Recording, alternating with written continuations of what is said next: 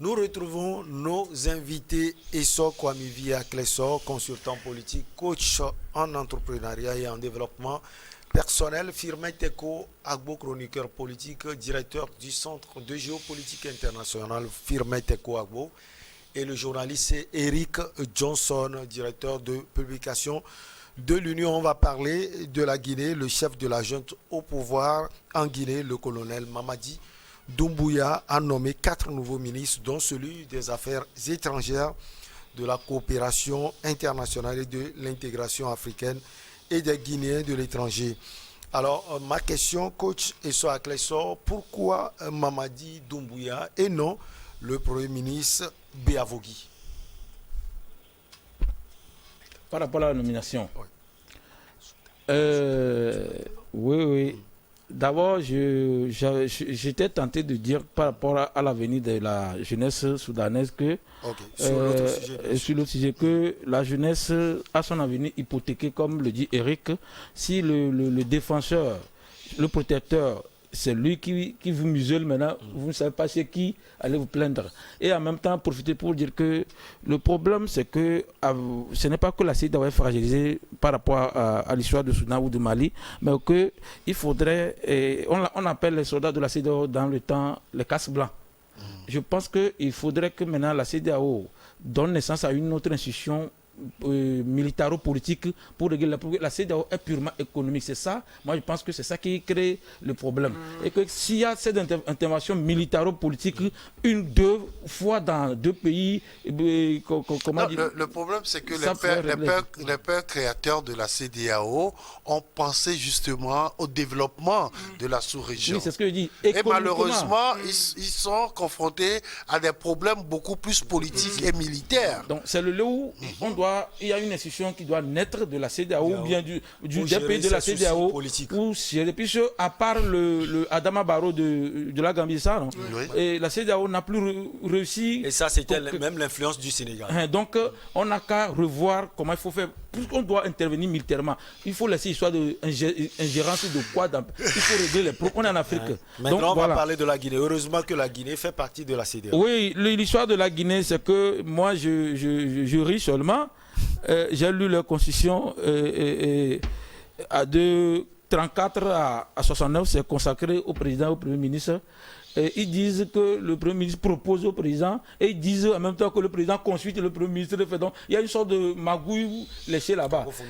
Maintenant, de mon côté, ce que je pense actuellement, c'est que si je prends le président, c'est parce qu'il est incompétent que ça traîne aussi. Parce que je me dis que le Premier ministre est une personne native de la politique. Donc, il pouvait faire ça vite. Sur 25 présidents, ils ont pris 2 mois ou 3 mois pour ministre, 2 mois ou 3 mois pour trouver 4 ou 5 ministres-là. Donc, je me dis, soit le président est incompétent, et il ne connaît rien en politique, c'est pourquoi ça traîne, ou c'est parce que, comme ils avaient dit, ils veulent finir le mandat d'Alpha Condé. Mais je ne trouve pas trop professionnel de prendre trop de temps. Parce que si le ministre, d'après leur constitution, quand tu lis, c'est comme si le Premier ministre n'est qu'un enfant de président. Hein. Une marionnette. Une marionnette du président. Parce que ce qu'ils disent, ils ont dit tout qu'il est redevable, il est responsable devant le président de la République, et même dit qu'il ne conteste pas. Ces précisions, même ils ont même dit des choses qu'on n'a pas de dire. Ça, c'est la charte de la transition. Non, moi, c'est leur constitution. Même. Puisqu'ils n'ont pas détruit la constitution. Donc, la constitution de 2020, révision qu'ils ont fait, est toujours en vigueur. Donc, je me dis que c'est un signe pour moi qui ne peut pas arriver. Même quand vous vérifiez les 4 dans les ministres qu'il a nommés, parmi les ministres, il y a un ministre des Affaires étrangères, il dit que intégration africaine. Il dit qu'il ne reconnaît pas la CEDEAO. Je ne sais pas pourquoi il va faire encore intégration africaine. Il y a contradiction. Africaine, c'est plus large quand même. Non, quand il y a intégration, l'intégration ne commence pas les réunions sous-régionales. Ceux qui vous entourent. On lui a ajouté les Guinéens de la diaspora. Il y a un souci. Non, Eric voulait parler. Non. Moi, je pense que tout ce qui se passe là... Vous avez prévu ça. Mais je pense que nous devrons, par nos analyses, éclairer la lanterne des téléspectateurs, de nos concitoyens par rapport à ces situations. C'est pour ça on disait dès le départ que Mamadi Doumbouya est venu justement pour garder le pouvoir. Vous imaginez un président qui dit « Moi, je ne fais plus avec l'ancienne classe politique ». Ça veut dire qu'il doit aller chercher nouvelle classe. des Guinéens qui n'ont jamais participé à la gestion du pays, qui n'ont jamais participé à la politique du pays pour gérer le pays. Où est-ce qu'il va les trouver? Parce que d'ailleurs même, il fait un clin d'œil à la diaspora.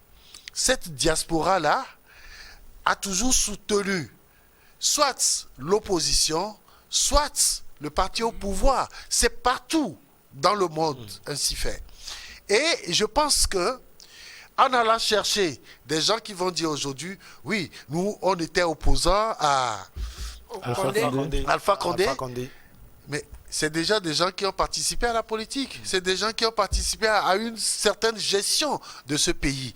C'est pour ça qu'il a des difficultés pour trouver des personnalités pour former son gouvernement. Justement poser cette question à Firmin Tekou Agbo, c'est parce que la Guinée-Conakry n'a pas de cadre politique, parce que depuis là, le gouvernement n'est pas sorti. Et comme le titre l'indique d'ailleurs, transition, les ministres de la transition à compte-gouttes.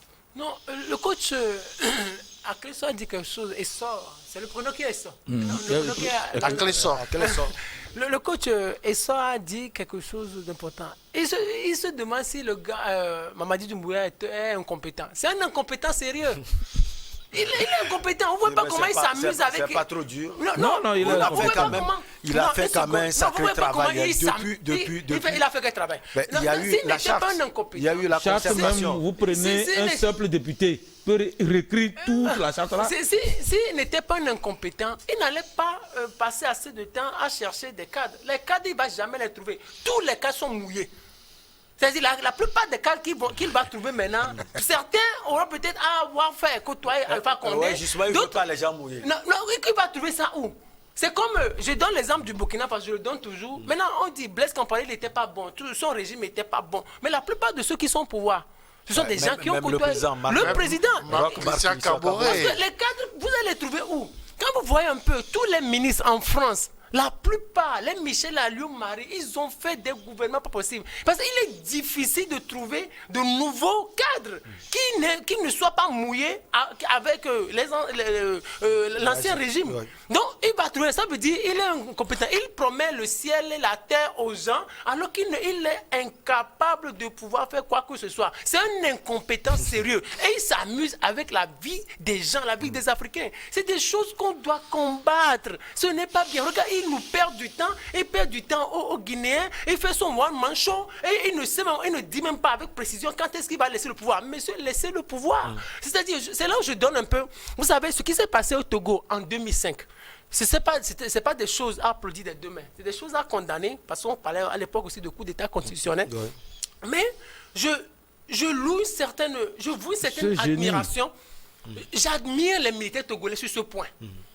Ça, je le dis, j'admire les militaires togolais sur ce point. Leur discipline et leur professionnalisme. Ils ont dit, le général Yadema est mort. L'armée a constaté la vacance du pouvoir. Ce qui est illégal, c'est la Cour constitutionnelle qui constate la vacance du pouvoir. L'armée a constaté la vacance du pouvoir. L'armée est allée prendre un civil, le fils du général, pour le placer à la tête du pouvoir. Et l'armée s'est retirée. Vous imaginez? Et ça, c'est ce qu'on appelle la discipline. Vous pensez que c'est une bonne chose? Ça, au moins, ce côté-là, c'est une très bonne chose. C'est-à-dire le fait que l'armée... Quelqu'un dira que ce n'est pas bon. Non, vous ne suivez pas. Le fait que l'armée ait constaté la vacance du pouvoir, c'est illégal. L'armée ne s'en a pas accaparé. Ce côté où on n'a pas vu l'armée diriger le pays. C'est le côté où l'armée n'a pas pris le pouvoir et l'armée ne l'a pas exercé. L'armée dit, je constate la vacance du pouvoir et maintenant je fais allégeance. Et je fais allégeance à un civil second. Celui qui doit prendre le pouvoir, justement, c'est un civil. Oui, c'est un Quand civil. le général était décédé, c'est lui qui doit prendre le pouvoir. C'est lui qui doit prendre le pouvoir. Et je dis, ce que l'armée a fait qui n'est pas bien, c'est parce que l'armée avait la possibilité de prendre le pouvoir et de le garder, de le conserver, de le gérer. Vous allez faire quoi à l'époque? Mais l'armée a dit non, nous constatons la vacance du pouvoir, mais nous le remettons à un civil à qui nous faisons allégeance, et l'armée s'est retirée. Et le reste, l'armée ne s'en est plus mêlée. Ça, c'est de la discipline. Et moi, je dis simplement que nous, ici au Togo, on est disciplinés. Et donc, en Guinée, c'est une armée indisciplinée. Un Mamadi Doumbouya qui s'amuse avec la vie des gens. Les coups d'État, il faut les condamner, il faut les combattre. Maintenant, le deuxième aspect que je veux évoquer, c'est-à-dire cette histoire de régime semi-présidentiel avec Premier ministre, là, ça cause toujours des problèmes. Ça cause toujours des problèmes. Même en France, ils ont des problèmes. François Hollande avait des problèmes avec Manuel Valls. Il a fait sortir dans son livre Les leçons du pouvoir. Et il a dit, soit on va Macron en régime... même avait des problèmes avec son premier ministre. Oui, Macron avec Edouard Philippe, qui est en train de lui créer des problèmes maintenant. Regardez, maintenant, soit les Africains, il faut qu'on aille à un régime beaucoup plus présidentialiste ou présidentiel. Regardez, si vous voyez un peu la constitution du Togo, avec la version 92, il était écrit, le Premier ministre, le gouvernement détermine et conduit la politique de la nation, comme l'article 20 de la Constitution française. Quand vous lisez l'article 20 de la Constitution française, il est dit, le gouvernement détermine et conduit la politique de la nation. C'est ce qui a été écrit dans la Constitution de 1992, version originale. Maintenant, comme le général Deman a vu que ce pouvoir était partagé, avec la version modifiée, on dit, sous l'autorité du président de la République, le gouvernement détermine et conduit la politique de la nation. Ça veut dire c'est là où... Décembre 2002. Décembre 2002, c'est là où le Premier ministre n'a plus trop de pouvoir. Vous imaginez. Et puis, ce qui est intéressant dit, le président de la République nomme le Premier ministre. Ça veut dire qu'il n'est pas obligé de nommer Premier ministre, chef du parti majoritaire. Il peut aller prendre un mécanicien, n'importe qui, un boulanger, pour nommer Premier ministre. Donc, ce que je voudrais dire, c'est-à-dire, avec ces histoires de Premier ministre, on voit que ça crée toujours des crises institutionnelles en Afrique. Soit on abandonne le régime semi-présidentiel pour aller à des régimes peut-être simplement parlementaires ou des régimes présidentiels, et puis le tour est joué. Oui, et à quel sort ce gouvernement, les Guinéens l'attendent? Ils vont l'avoir? Quand on voit l'allure que prend les choses, moi, je l'ai dit, déjà, Mamadou Doumbouya, je n'aime pas ce désordre qu'il crée. Ça dit que il faudrait, heureusement que Eric l'a dit, il faudrait qu'on arrive à expliquer à nos concitoyens que un adversaire politique n'est pas un ennemi. C'est-à-dire que pour reconstituer le pays, il faut toujours travailler avec tout le monde. Ouais, moi, je me rappelle que je disais à une autorité un jour que nous, on va à l'école, on se débrouille, puis vous prenez vos enfants. Il m'a dit, monsieur Sow, tu as le même diplôme que mon enfant? Et j'ai dit, je n'ai pas compris. Il m'a donné le diplôme de son enfant. Il dit, mais là, comme il a ce diplôme qui te dépasse, là, je vais te prendre parce que tu n'es pas mon enfant avec un diplôme plus bas que mon enfant. Ouais, c'est là où j'ai compris que, arrêtez, on ne peut pas railler les autres parce qu'ils sont mieux que nous ou ils ont des opportunités que nous. Ouais. Et c'est ce que nous avons déploré, c'est qu'à diplôme égal, qu'on donne aussi opportunité à ceux qui n'en ont pas. C'est ce que nous nous demandons. Mais quand je n'ai pas le niveau de quelqu'un et que c'est lui qui doit prendre, pourquoi je dois encore faire des bêtises par rapport à lui, puisque je ne peux jamais être là-bas. Donc, de ce fait, je pense que Doumbouya devait reconstituer le gouvernement guinéen. En s'appuyant sur tout le monde. Toutes les forces de la nation, on en a besoin. Les gens ne comprennent pas que ce soit de l'autre mouvance ou l'opposant ou composant là, c'est pour la nation. Il a même peur de l'opposition. S'il écarte les gens d'Alpha Condé, où sont les gens de Sidia Touré, Seloun Galan Diallo? C'est parce qu'il n'a pas de stratégie, c'est ce que je dis au début. C'est comme si quelqu'un qui n'a pas prévu même venir, quand il est venu, puis il veut mélanger tout. Moi, je me dis que les militaires sont efficaces dans la guerre, dans la stratégie militaire, c'est là où il est efficace. Sécurité. Quand il faut construire, le développement aussi, c'est un autre domaine. Il ne faut pas qu'on mélange les choses. Un militaire est rarement efficace. On l'a déjà connu. Les présidents qui ont été des militaires, on a vu le résultat qu'ils ont. Ça n'a pas marché. Et c'est pourquoi je dis que je ne rejoins pas Firmin, mais que ce qu'il est en train de qualifier de cela, imaginons que c'est les militaires qui avaient pris le Togo. Quand on voit ce qui se passe actuellement, on devait s'imaginer qu'on devait connaître 4, 5, 6 coups d'État aussi déjà. Donc, moi, je n'applaudis pas totalement les militaires togolais. De ce fait, quand un militaire fait coup d'État et que ça ne marche pas réellement là, on donne aux civils. Et que les civils, là, parmi les civils, il y a des stratèges qui savent comment mener la politique. On ne peut pas dire à un paysan de jouer la place, de jouer le rôle de journaliste. On ne peut pas demander à un sociologue de venir être juriste. Donc, il faudrait qu'on arrive à savoir que chaque force de la nation est utile et l'utiliser. Le gars là, c'est comme s'il se dit ce qu'il a fait, ce n'est pas bien. Et qu'il a pu utiliser les vraies forces du pays. Il peut pas, même quand il va employer la diaspora, dans la diaspora, il y aura les pro-Condé et les contre lui-même. Donc, il ne peut pas. C'est pourquoi il hésite, il ne sait pas, il veut peut-être prendre les gens de sa famille. Finalement, c'est le gouvernement qui peut faire. Sans oublier que lui aussi fait partie de l'ethnie de Condé, pourtant il a quand même renversé. Ministre Doumbouya, ministre des Affaires étrangères. Bon, le ministre des Affaires étrangères est déjà connu. Ministre de la Sécurité, le neveu de Doumbouya, ministre de la fonction publique, son cousin. Bon, c'est ce que le coach. Il vient de le dire, c'est sa famille. Oui, mais vous savez, il avait commencé par là. C'est-à-dire que tu ne peux gouverner qu'avec des gens en qui tu as confiance. Mais ne viens pas nous dire que parce que les gens sont mouillés, que tu ne peux pas les prendre pour gérer ton pays. Malheureusement, vous savez, on est en Afrique.